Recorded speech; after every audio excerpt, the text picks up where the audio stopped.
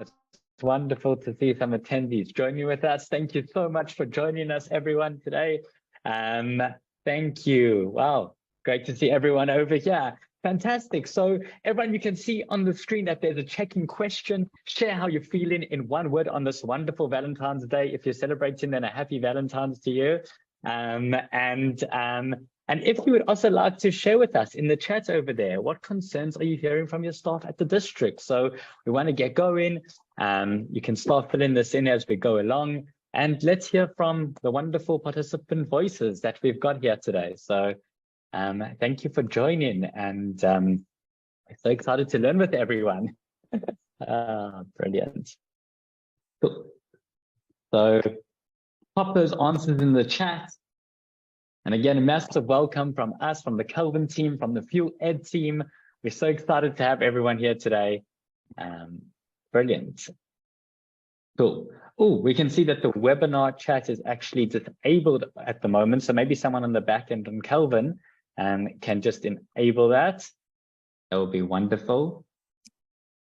Thank you so much for everyone in the question and answer session for sharing that in that section.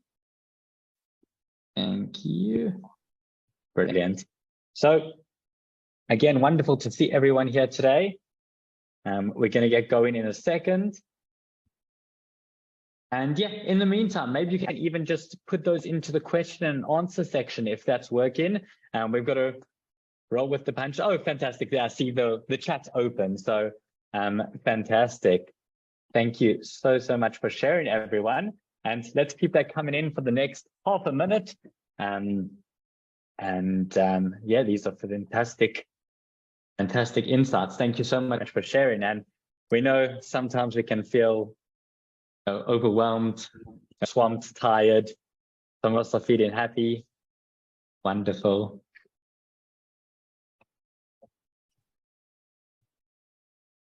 Fantastic. So thank you so much for sharing and for joining, everyone. We're going to get going in a second. You can fill in those check-ins and yeah, we're going to get going. Yeah. Fantastic. Cool. So let's get going. Thank you, everyone, for joining us here today. We're so excited to have you. And the topic today is a roadmap for social and emotional learning.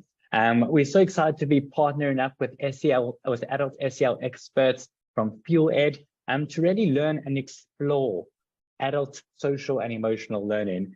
And really, this is one of the secret ingredients and sometimes even the missing ingredient to effective SEL. So just a couple of introductions over here today, the people that you'll see on the screen. We've got from the Kelvin team, myself and Holly Schneider. Justin's also on the call, who's helping us with some back end. So thank you, Justin and Holly, for being so supportive in everything we do. Then we've got from the Fuel Ed team, the fantastic Megan Marcus and Kelly Munger. And we're so excited for them to join us, just working with them with the humility and knowledge that they bring to the table and expertise on adult SEL. It's been so overwhelming and wonderful for me to learn with them over the last couple of weeks. So I'm 100% certain that everyone else here today on the webinar will learn as much. And we're just so grateful to have you guys and yeah, just to share this space with you. So thank you so much. Cool. So the question that we had as the Kelvin team is, why adult SEL? Why do we want to do this? And when we looked a bit of the research, our friends over at Berkeley in the greater good of education, they shared a couple of ideas which we thought were so powerful. So first of all, you have teachers who cultivate their emotional literacy skills and knowledge have more positive relationships with students. So we see that adult SEL actually helps us with our relationships with students. That's the first component. The second one is emotional knowledge improves teachers' experience of the job itself. So it actually helps, enables teachers to have a better experience for themselves on their job. And lastly, teachers are kind to themselves on difficult days prepare better. Myself being in education for 4 years, I know how all of this rings true, is if we're able to regulate ourselves, the job becomes easier, the connections come easier. These are things that I've personally experienced, and I'm sure many of you have.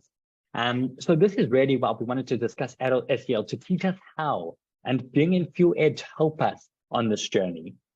So the question that we had is, how can Kelvin Pulses help you start your adult SEL journey? So I know for many of us, as we've been using, if you are a Kelvin user, we've been using the Pulses for student surveys a lot of the time, but we can also use them for staff surveys.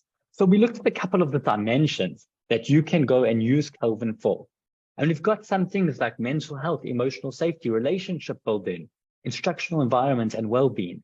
These are a few of the questions that you can pull from our banks. We've got questions in all these dimensions, and you can pull these questions to help build and create the Pulse surveys, which uniquely work for you as the district or as a counselor, whoever you are in the school. You can use these to try to help manage those staff pulses. So let's see what this looks like in practice very briefly. This is a survey that you could actually do to help track and change things within your staff and adult SEL. So for example, over here, you've got, I feel comfortable discussing feelings, worries, and frustrations with my supervisor. An extremely powerful question to help us look at climate and culture, which is definitely part of adult SEL. We've got, I feel satisfied with the recognition I get for doing a good job. Can really inform the people in the hierarchy to make some changes or, create that culture of kindness. We've got, how can the district support teacher mental health better? This is something that, again, teacher feedback is so valuable. And lastly, the school prioritizes connection before content. If maybe we can prioritize connection before content, we can start this adult SEL journey. So these are a couple of things, as I said before, that we can actually use, we can track to actually create effective change in our schools. So once you've got all this data, let's say you do a survey similar to that, you have this data, but what now? And this is really where our friends at FuelEd take over, is they're going to teach us the how, what to do with this data, how you can actually start implementing these processes. So thank you so much again, Kelly and Megan, for joining us today. We're so excited to have you, and let's everyone enjoy learning together. So over to you guys. Thank you. Hi, everyone. I'm Megan Marcus, just checking you can hear me all right. Everything good on the sound? Wonderful. It's great to be here with you all. And thank you so much to our host at Kelvin for inviting us into this critical conversation. For those of you who don't know about FuelEd, just a little bit about us. We're a nonprofit organization that was founded back in 2012. It was based upon some early work that I did on this book, The Social Neuroscience of Education by Dr. Lou Cozolino, which really explores the science behind why relationships drive learning. And then we took that field of study and applied it to teaching and learning in K through 12 schools. I was struck during this time by the fact that despite the importance of relationships to an educator's day-to-day job and student success, traditional educator preparation and support focuses predominantly on content knowledge and instructional skills, and it excludes this critical dimension of educator effectiveness, an educator's ability to build and maintain relationships. And so that's really why FuelEd was founded, with a mission to develop emotionally intelligent educators who create relationship-driven schools. We've been working in the adult SEL space for 10 years and have worked with over 18,000 teachers across the teachers, school leaders, and district leaders across the country. As an educator, professional learning organization that grows educator and education leaders' social and emotional competencies. Great. Thanks, Megan. And I'm Kelly Munger. And as Ari mentioned, you're all here because you may have gotten some data, or maybe you're interested in seeking out some data about things like emotional safety, relationship building, well-being, and mental health at your school or district. Together, all of this data gives you a picture of the kind of culture that is currently in play in your context. But now you probably are thinking about, how can we move the needle on this?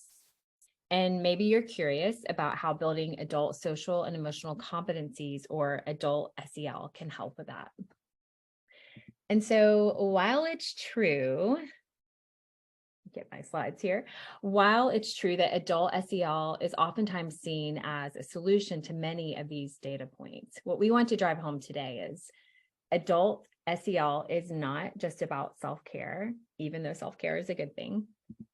And adult SEL is not another curriculum or a one-off professional learning experience, because social and emotional learning, and really all learning, happens on the stage of relationships. When we are talking about SEL, and particularly adult SEL, what we are actually talking about is developing the conditions for teachers to feel safe and seen. In other words, adult SEL is culture and climate work. The social and emotional development of the adults is not and needn't be an additional thing to add to your plate. We all know teachers have enough on their plate. In fact, we at Fuel Ed believe that adult SEL should be and can be a natural outgrowth of school communities where adults feel safe to bring their whole selves, where honest conversations, human connection, and leading through vulnerability drive not only professional, but personal development. All of this can then cascade down to feed more secure teacher-student relationships and student learning and development. And we think that's a beautiful picture. But as Ari mentioned, we want to think about, how do we get that? We all want this. Well, at Fuel Ed, thankfully, we've spent the past decade developing the how of this kind of work. The how of creating cultures of safety and belonging, the how of building strong relationships between leadership, staff, and students, and I should add to that, families, and the how to develop the social and emotional competencies of the adults that then feed the relationships and the culture of your school. So today we wanted to share just a taste of all that we have learned, because while you might really want a safe culture, the kind that we're talking about here, it may be hard to even know where to start. So here we go, Meg. Thank you. So before explaining how we at Fuel Ed do adult SEL, we want you to have a bit of the experience yourself firsthand. So we're going to actually jump into a little activity that's going to demonstrate this for you. And so hopefully you have your learning hats on. We're going to dive right in together. You might need a pen and paper for this exercise, and we'll be seeking out one volunteer. We'll click through the instructions. I might be adapting them game time because we thought we would have breakout rooms, but we're actually going to do it all as a whole group. So let's see what the instructions say, and I'll just adapt as we go. Okay, so yep, this all still holds. So essentially, we're going to have a speaker, and then all of us as a group are going to play the role of listeners. So in a moment, I'm going to ask for a volunteer from the group to either come on screen, we'll highlight or spotlight you, or perhaps it's just audio, I'm not sure on the tech end what that'll look like. But what you will be asked to do is share a real problem that you're currently experiencing.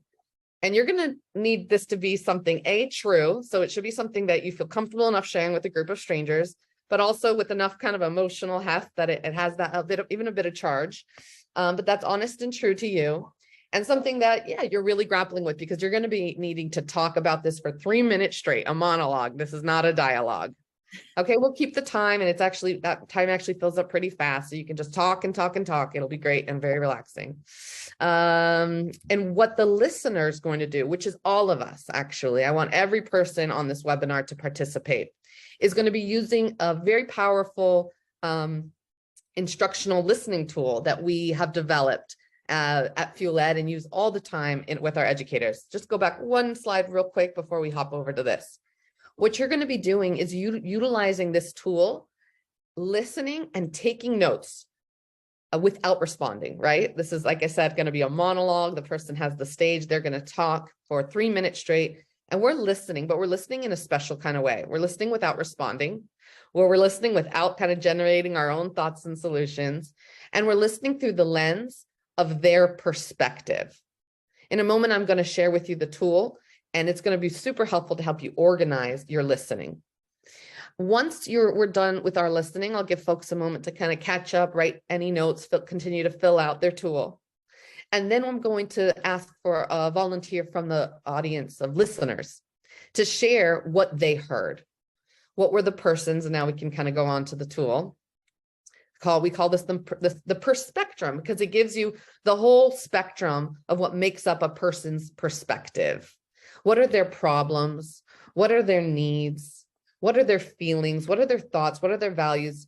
Now, the person who's sharing doesn't have to share in this organized way. You just share.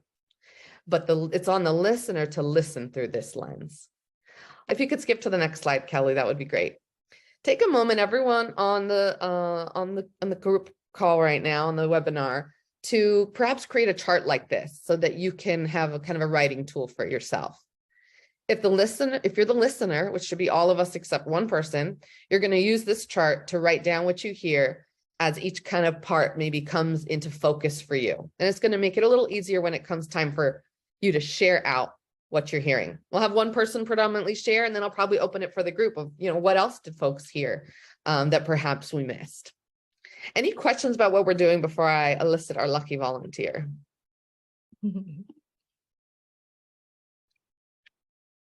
All right. Would love to see who feels like they have a pressing problem that they want to just have a few minutes to vent about. It's free therapy.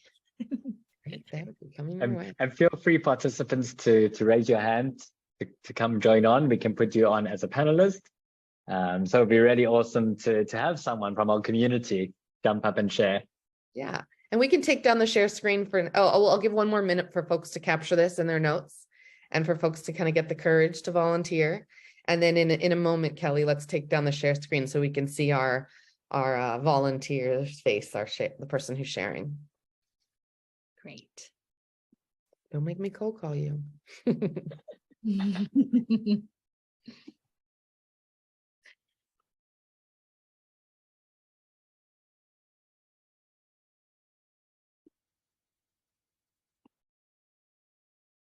All right, let's go ahead and take down the slide and we can see folks' faces. Anyone out there in the audience want to jump in? I see Joshua's there, Megan, Shannon, Suzanne. Anyone feeling called to it?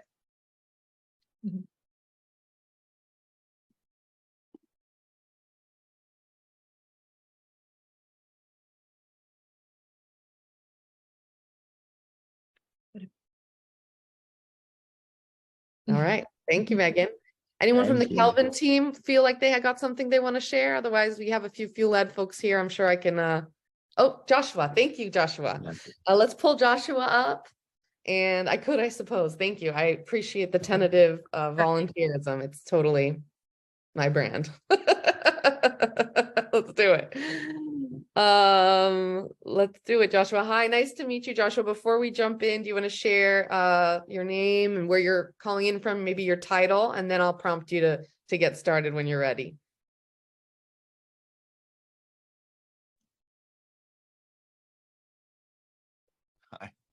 Hi, Joshua. Thank you so much. Appreciate you. Yes, I am not as used to Zoom. Can you guys hear me? Is it working? Okay. Yeah, looking sounding great. Not very used to Zoom, so sorry about that. It restarted it. But yes, great to meet you guys. I'm Josh. I'm part of the Calvin team. I work on a whole bunch of stuff. Okay, great. Thank you, Josh. And the stage is yours. You can go ahead and start sharing a real problem that you're currently experiencing. I'll let you know when time is up. You have 3 minutes. And a reminder to the listeners to listen using the perspectrum, filling in those notes. So go ahead. Well, let's see. I have so many problems I could share, Share as many as you want. My problems. Well, I guess let me see if I can focus in on one. Well, my life right now is very busy. I go to school at the same time that I'm working at Calvin, going to school, not quite full time right now, but I'm pursuing a project management degree in ITAM, so Information Technology Administration Management, and so I also go on. I use it's remote. All my classes are remote right now, so it's very challenging for me. I'm much more kinetic. I'm a much more visual person. As part of Calvin, I do user interface design help and work. And obviously I work remotely as well with, maybe not so obviously, but most of the time I work remotely with Calvin. And so, but yeah, like it presents a lot of challenges whenever you're kind of used to or more comfortable working together with people. And I think that I also have, oh man, my 3 minutes is cutting down quick, but oh, sorry, I couldn't hear you. But, take your time. We got extra. We're doing well. Keep going. Okay. So yeah, I also have some PTSD and anxiety issues.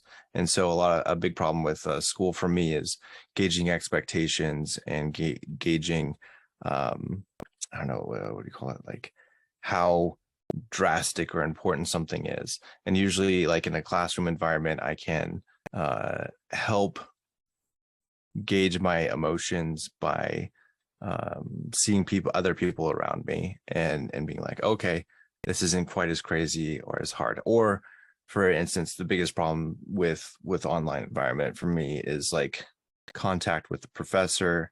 And because another thing that I would do if when I'm normally in classes is like, okay, I can wait till after class and kind of catch professor, and usually within about a minute, 45 seconds, like assuade a lot of my big questions so that I can go home, do my homework, whatever I need to do without like as many questions, because I also overthink things a lot.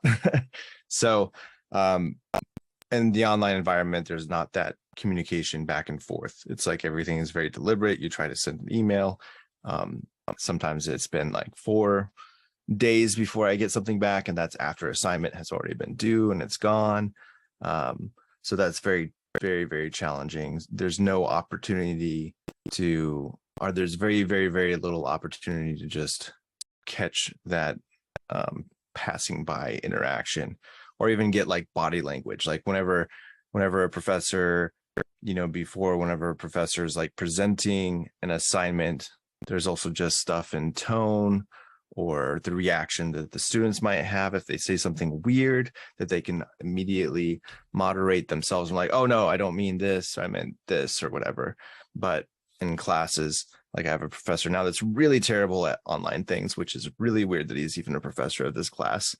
But he just does not communicate well online. And that's like classes in ITAM that we take. How do you communicate well online through, text message boards, forums and stuff like that? And he clearly has never read any of those things. Big bold letters, caps, doesn't use Canvas correctly at all.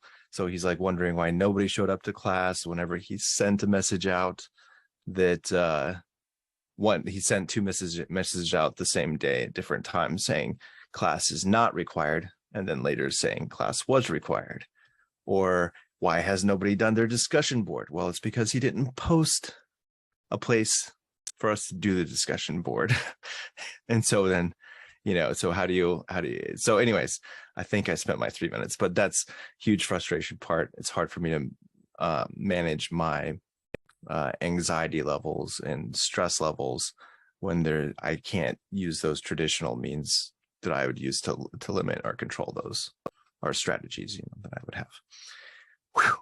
Was that good? Did I do it? Yes, you did a wonderful job. Everyone, big round of applause for Josh. Thank you so much for being brave and sharing your heart and your head with us. Really, really appreciate you jumping into the hot seat. Thanks there. for listening.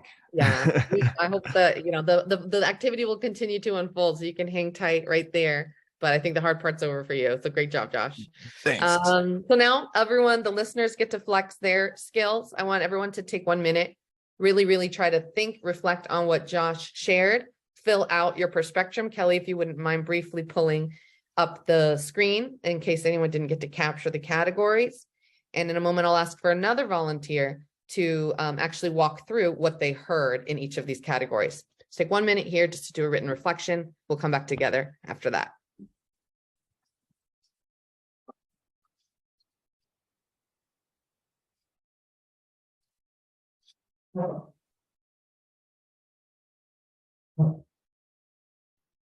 Megan, can I qualify what people are thinking? The thoughts, is that referring to our thoughts or the thoughts that the person's having? Great question. So we call this the perspectrum because it gives us the spectrum that makes up another person's perspective. So all of these things you're listing from the perspective of Josh. What are Josh's problems that he articulated or maybe didn't articulate that you heard under the surface? What are his needs, feelings, thoughts, and values, etc.? Thanks for the clarifying question. Thank you, Megan.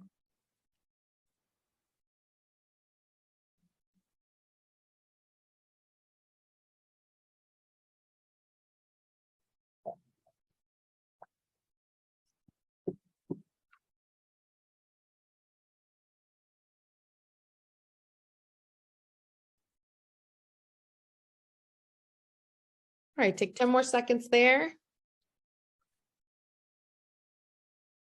And now the tables are turned. I need another brave volunteer. This time coming up on the screen and sharing what you heard, running through kind of each of these categories, sharing with Josh what you heard, sharing directly with Josh what you heard in each of these categories. So we can take down the slide again to make it a little more personal and interpersonal. And I'll wait for my volunteer on the listener team.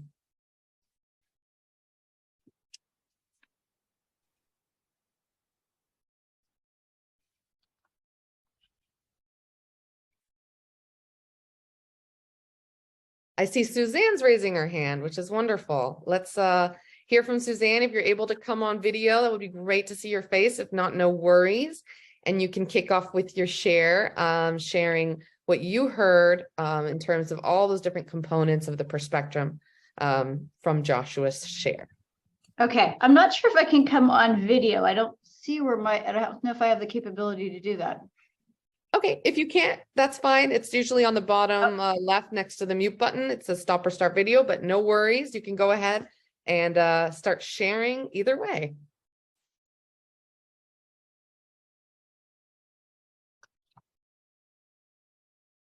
Oh, she may have muted herself on accident. Oops. Sorry, so I was trying to click the video. Sorry, I'm like, okay, where's? I Don't don't worry know. about it, Suzanne. You can just jump in and share verbally.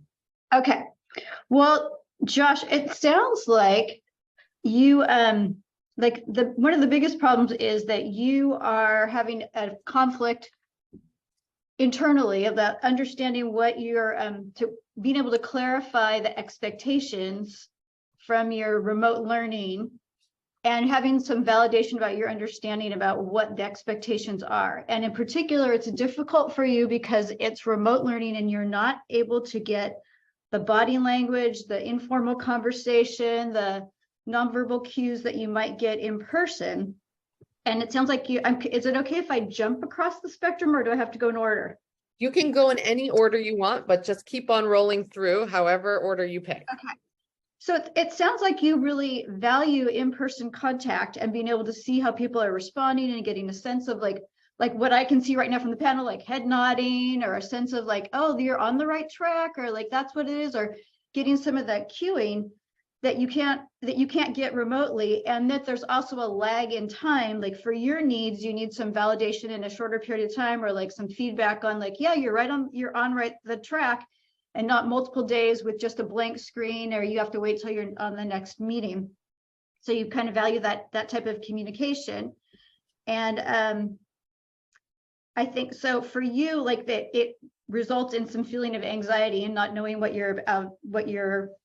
how you're doing. You can't really match what you're doing to what the expectations are, which you said it also caused you to be a little stressed, and that it might have related to PTSD. And really you're looking to feel validated and like assured that you're on the right track. So thoughts, it creates, you're already busy. It makes you feel even probably busier because you've got this backstory going of like, I don't know if I'm doing the right thing. And so it sounds like your needs would be some way to have an avenue for clarification and checking in that's a little bit more informal, or not so so structured in some way that you could get that the way you might get in person if you just pass someone casually. I don't know if I caught, let's see if I cut like your problems, needs. I think I covered most of it, but it sounds like really just like you need reassurance of like validation of like, here, you're on track. And that there isn't a way to do that remotely. And ironically, that your job is actually how to learn how to do these things and build them for other people. And there's probably some frustration that the people that you're working with are theoretically teaching you how to create these type of systems. and they're not using the actual tools that you're trying to build for others. True. Very true. Wonderful. Thank you, Susan. That was very insightful. Very brave of you also to step up and share. I mentioned I would let other people chime in, but for the interest of time, I'm just going to share briefly what I also heard, Joshua, and then we're going to actually turn it back to you for you to share your insights from just this experience as well as the group who was practicing the skill. But I heard, to echo some of what Susan so astutely kind of touched on in terms of problems. You're busy, you're stretched. It's really kind of hard because you're juggling a lot right now. And you're also trying to figure out how to be successful. And that's really what the thoughts I heard is, how can I be successful? How can I keep up?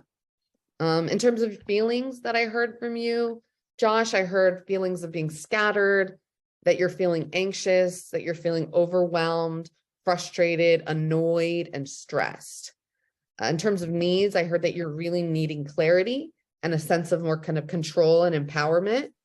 And values, I heard that you really value doing a good job, that you really want to be successful and want to know how to be successful. And finally, that you really value relationships and kind of being able to problem solve in relationships.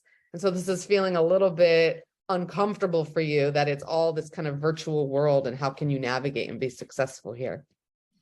So we'll pull up the screen again, Kelly, and just really open for a brief discussion as a whole group. I want to hear from both the person who shared, Josh, to the next slide, that's right, insights.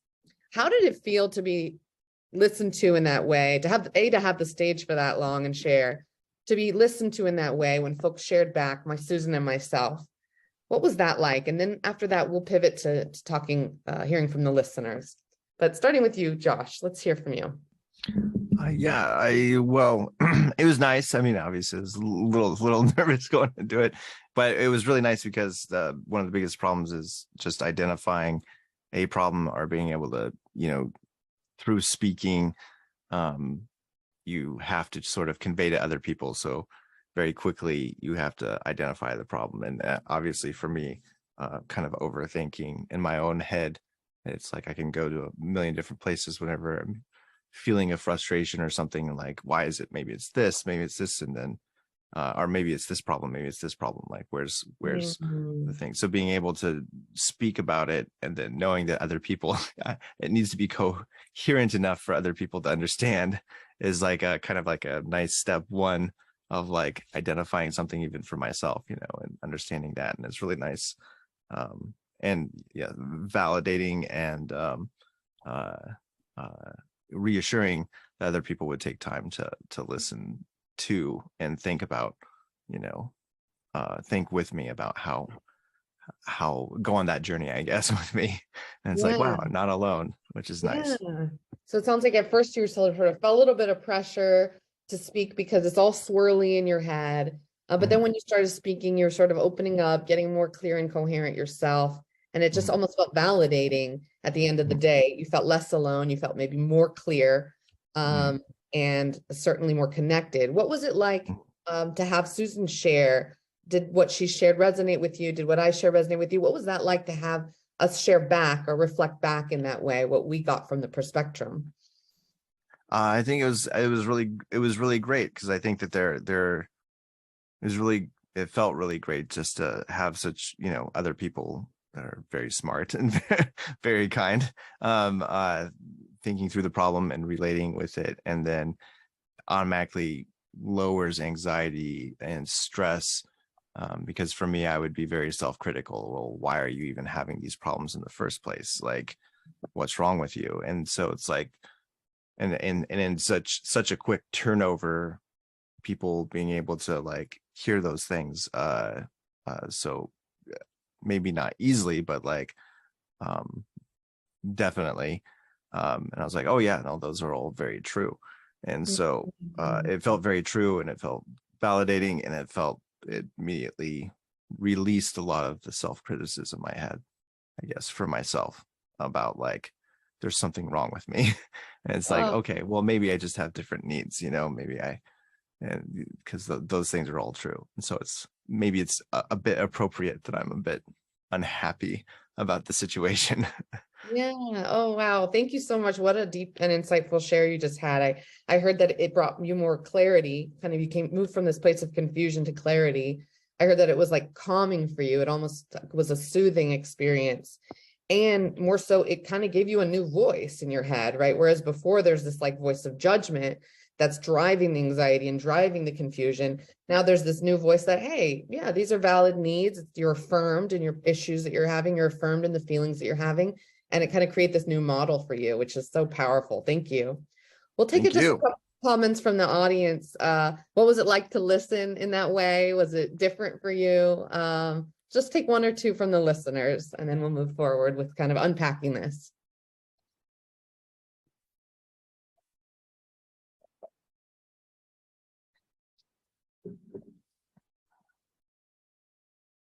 Jim, looks like you want to say something, maybe? Got your hand like that, very pensive.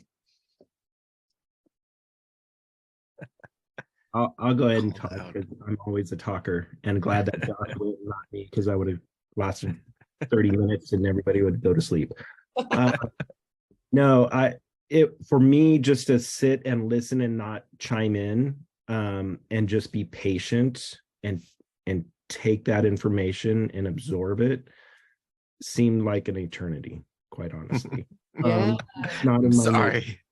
No, you were fine, Josh. It's me that, I want to solve your problem instantly and go to your professor and knock on his office door and, do some things, help him out. So for me, it was just, I want to go to problem solve right away. And what I really need to do is go to learn mode and learn Love it. talking about, and be patient. So that's my Thank take. you so much, Jim. That's great. So on one hand, we have Josh, who found that experience so helpful in terms of moving him forward. And the other hand, there's all of us listeners who's like, we get to sit on our hands and zip up our mouths because we just so want to move into a different mode, which is really keeping ourselves from being most facilitative as possible for change and growth for the other person. And so that's a great key point to kind of transition us to. And we all saw just how powerful, 3 minutes, that exercise, 3 to 5 minutes, how good it felt to Josh to be heard in this way. It's something all of us need, space and time to be seen and heard. So we really have enough in our cup to be able to offer the same for others. So I'll kick it to Kelly now to help us kind of begin to unpack that and make some connections to how it can relate to your work. Thanks, Meg. That was really amazing to watch empathy in action. And what you just experienced is very popularly, thanks to our beautiful Brene Brown, known as empathy. And in one word, empathy can be defined as understanding. But the real power of empathy is when we move beyond this tacit understanding and we actually verbalize or communicate our understanding of others, just like Suzanne and Megan did so beautifully just now. And so why do we choose to highlight this key skill of empathy for you today? Why is empathy so important as a key to building adult SEL and a safe culture and climate? Well, we think there are at least 3 reasons. The first would just be that the absence of empathy might actually be a key culprit leading to some of the issues that Kelvin may have helped you identify in your school or district. Educators often tell us that they struggle to stay in empathy with their students and one another, especially when the stress piles up. And hello, the last 3 years have been insanely stressful. This means as stress increases, it can be more and more challenging to support students with challenging behavior, to support a colleague with a difficult situation, or to meet parents and families where they are when you're trying to untangle a sticky situation with a student. And actually, educators also tell us, and they tell us this often, that they don't truly feel seen and empathized with by their leaders, by their admin. This is so problematic because a low empathy culture is associated with low morale, high resentment, weak relationships. And we might add to that, right, with the teacher turnover crisis right now. The connection between empathy and turnover cannot be ignored. Secondly, empathy builds relationships, and relationships drive learning, right? At the end of the day, we are all here to figure out how to help each other learn through relationships. And we also want to figure out how we can get more and better learning happening, right? In both teachers and students. So let's take a moment to dive into the science of how this all works at the neurobiological level. So if you know me at work, you know I love the nervous system to talk about it. So I'm going to nerd out for just a minute. If we think about, so our brains naturally generate stories, and actually, Josh, really, you actually highlighted this so beautifully when you were talking about this story of like, what's my problem? Why can't I get it together, right? There's a problem with me. Well, our brains naturally generate stories in order to make sense of our world. And our brains do this based on data from the state of our nervous system. Now, our nervous system acts as a safety thermostat for our bodies. It keeps us somewhere on a continuum of regulated, where we feel safe and seen, green zone, ready to connect and learn, all the way to activated and threatened, and then to shut down here at the end of the continuum, depending on our detection of safety or threat. And so when we are under stress, and again, what teacher today isn't under stress, and another person comes alongside us and listens without trying to fix, dismiss, cheer us up even, it's at that point that we actually feel safer to share, to open up more. Our feelings and our darkest thoughts, those thoughts of like, what's wrong with me, are accepted and validated, and that feels good.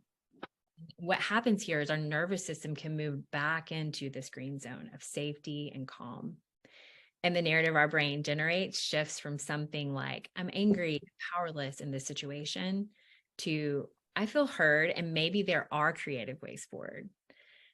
Which is really important, right, Jim? Because you wanted to solve the problem, right? Of course you did. But what empathy does is it helps others get into that creative mode of solving their own problems, where we can come alongside and support.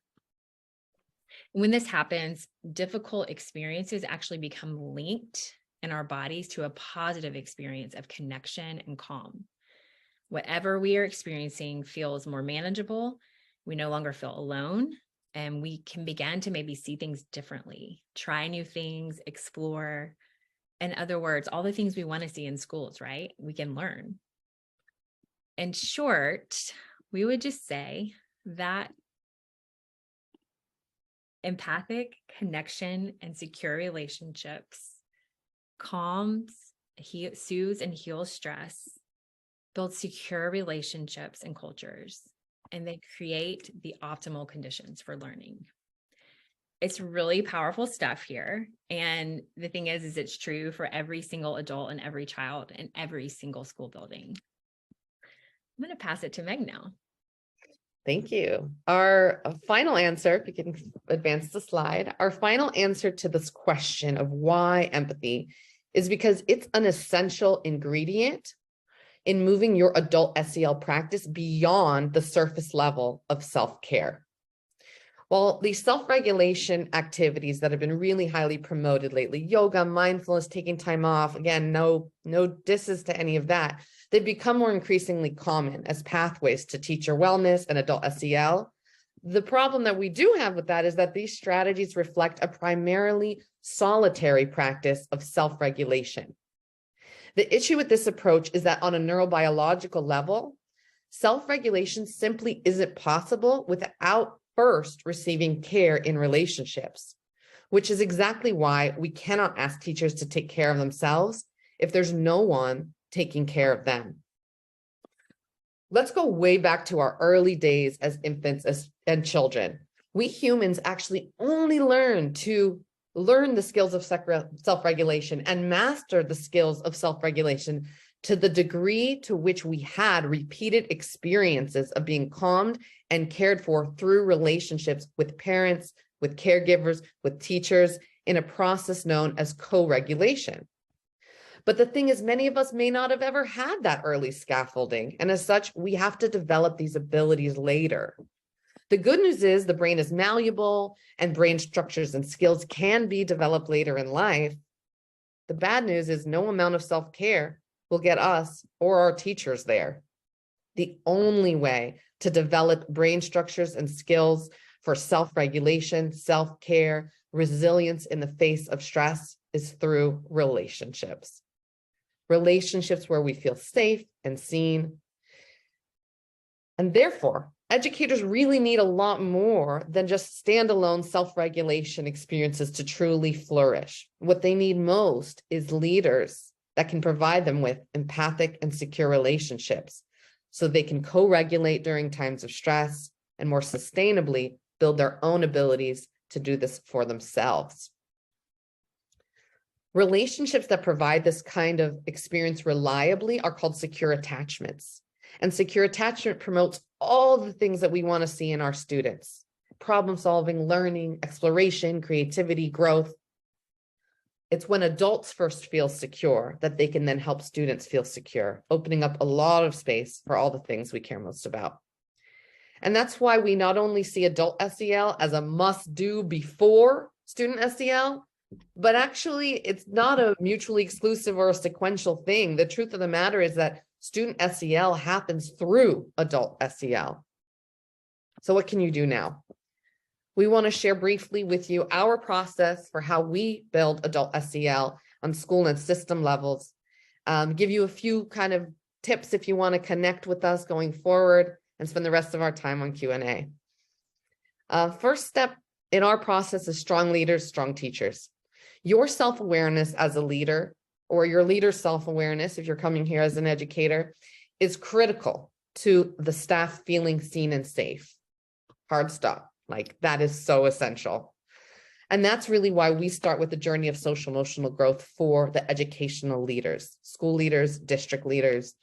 We've observed again and again that when education leaders develop the foundational social emotional skills and self-awareness, the result is more regulation, more effective communication, stronger relationships across the board. And so we help education leaders unpack their stories, learn about their triggers, develop critical skills that will help their staff feel seen and heard on a regular basis. Next, strong skills, strong relationships. Not only are we going to help the education leaders level up, we're going to give you the opportunity to help you empower your staff to grow their own capacity to build secure relationships. They're this evidence-based training in the science and the skills and the self-awareness of secure attachment, all of which, as we mentioned, are usually absent in teacher preparation and even in most SEL programs that focus certainly on students. Last but not least, strong connections, strong cultures. Finally, we'll help you strengthen the web of relationships in your schools and districts through simple, powerful, relational, and cultural school-based practices. This is where the culture of secure attachment can come to life across the school or a district in a really powerful way. Great. Thank you, Meg. So today we are hopefully giving you a bit of insight into our work and how we can support your school and districts. And if you want to dive deeper into this work, we encourage you to reach out and, of course, partner with us.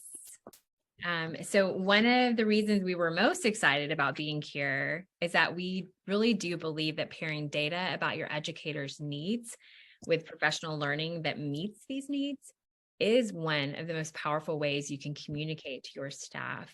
We hear you, we see you. And so before we transition to question and answer for a few minutes, we'd like to highlight just a few of our professional learning experiences. Actually, one in particular, the Whole Educator Collective. If you had a positive experience today and feel like you'd benefit from more knowledge about the science of relationships, more relationship skill development, and more insight into yourself as a leader or an educator who is charged with building safe cultures or actually being a part of and nurturing safe cultures, then our flagship professional learning will give you all the foundations you need to begin that work. Educators often talk about what we call WEC as the best PD they've ever experienced, which we feel very honored and humbled to hear that feedback. Fuel Ed's Whole Educator Collective does provide a deep dive into the science of relationships while also helping to develop explicit skills and the experience of self-awareness that will immediately improve your relationships and, most importantly, your educator's sense of safety and belonging. So once you and a team of key school or district leaders have experienced Soulful Educator Collective, we are beginning to develop an exciting new program to help you scale what we do in your school. So reach out if you're interested to hear more about, I'll give you a little bit of a hint. We have, sorry, Kelly, there's one slide for this actually, if you want to advance it. oh, there is? Last minute. Last minute, okay. Last minute. I'm excited. Here we go. Featuring rich video content that will be embedded into the learning process and making the work of adult SEL and healthier cultures easier and seamless to do on campus. And as a gift to you, we will be sending the foundational video, which we lovingly call Video Zero for some reason, from this series, so that you can go deeper into what you learned today, that work of empathy. You can also begin to share these concepts with your staff and explore more if you'll to see whether we could maybe be helpful in addressing some of the challenges that you are now super motivated, hopefully, to solve. Thanks to Kelvin's awesome pulse surveys and data. So if you'd like to reach out, we want to hear from you. So fuel your school with the power of relationships. Let's connect soon. Check out our website, follow us on, it says Twitter, Facebook. We also have Instagram and LinkedIn, and you are welcome to reach out to Megan and I directly. And we would love to connect you with all the work that we do. So that's about it. This has been so fun. And we'd love to open up for just question and answer if anyone is wondering anything about what you learned today. Fantastic. And as people are thinking about their questions, I really wanted to just take this moment to, number one, thank you, Kelly and Megan, really, to kind of feel that sense of vulnerability in a Zoom room is so fantastic. And I think, kind of just seeing that process play out for us, I know it's the Kelvin team, and I'm sure for the panelists, it's just so powerful because it creates the vulnerability. And it's that first person who takes that step, it makes that difference, and it opens up this opportunity to connect to people on a deeper level. So again, thank you so much. Thanks, Josh and Suzanne, for sharing with us. It's so exciting. So that's a little reflection from our side, just to, it's fantastic to see that vulnerability happen in a Zoom room, and it can really happen anywhere. So that is really awesome. It can, yes. I love it. Brilliant. So yeah, if there are any questions coming in, you can unmute us. You can ask yourself to be unmuted, or you can share in the question and answer. You can share in the chat.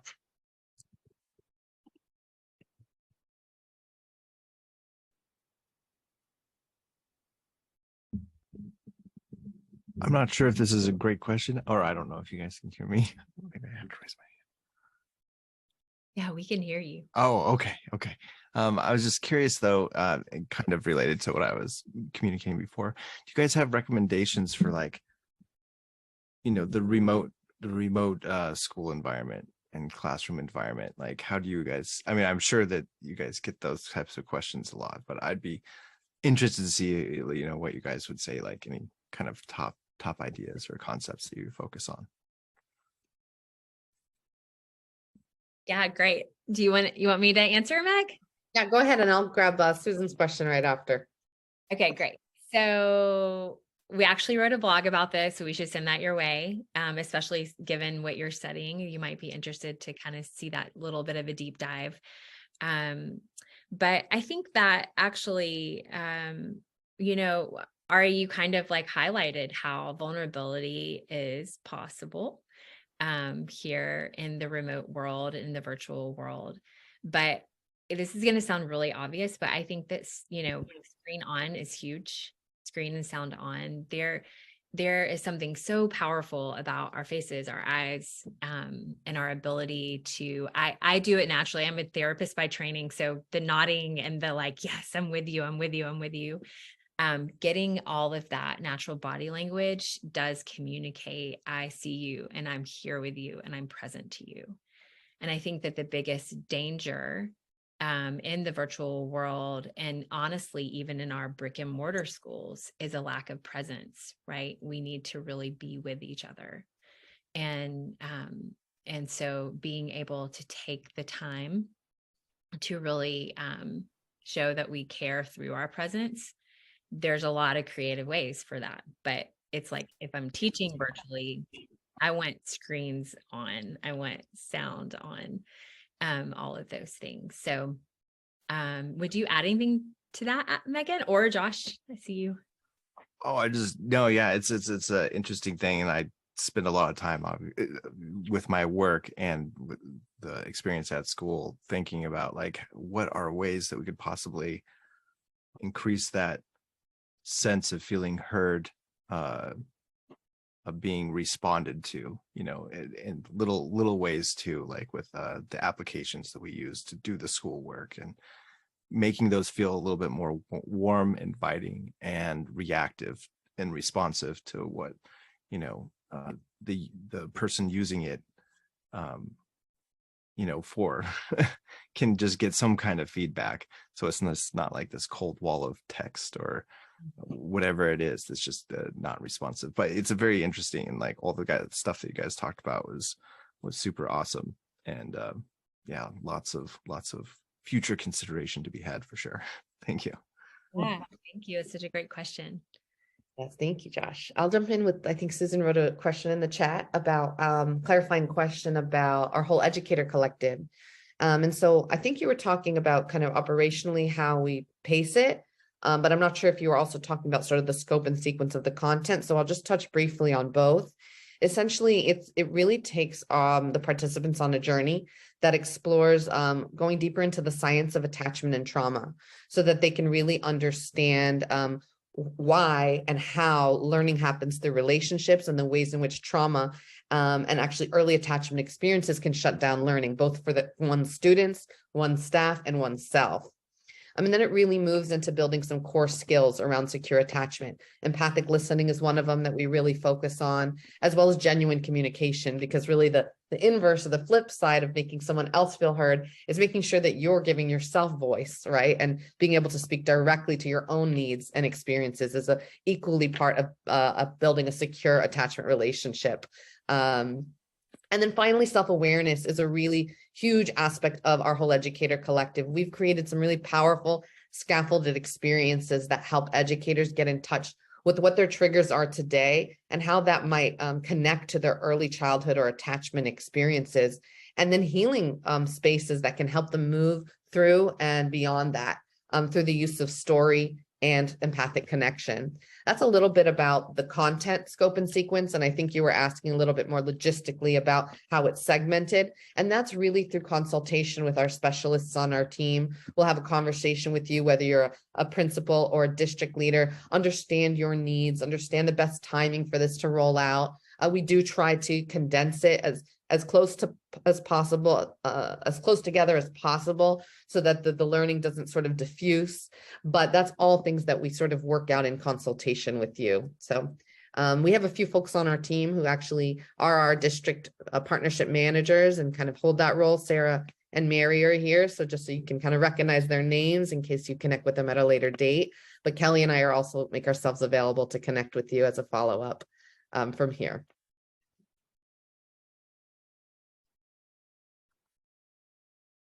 We have a few minutes, so I'll leave it to Ari if you want to take one more question, if there are any, or what you want to do to close out. So, yeah, don't see any questions coming in at the moment. So, yeah, if anyone has a question, feel free to jump in, and we'll give everyone another moment just to share. And yeah, just again, as a reflection, I think it's so wonderful, to create these spaces where, we're combining the practical with the science. And, it really took me back to my days of doing some counseling when I did this. And, kind of just like I personally often forget to just stop. And as Jim kind of pointed out earlier, and just listen. And to have that space and to create that space. It can be, when we're in business or we're with students, it can be so difficult because we want to get everything done and we don't often take that time to prioritize connection. Well, I can speak for me to prioritize connection before content. So once again, it's been such a pleasure. I don't think there are any more questions that have come through. So we'll be sending out a follow-up to anyone who was on the call and to on the webinar, and definitely feel free to connect with the Fuel Ed team. And thank you everyone for just giving us your time today and spending with us. So thank you, Fuel Ed, thank you, Kelvin, and we can't wait to see you everyone on the next webinar. Have a wonderful Valentine's Day.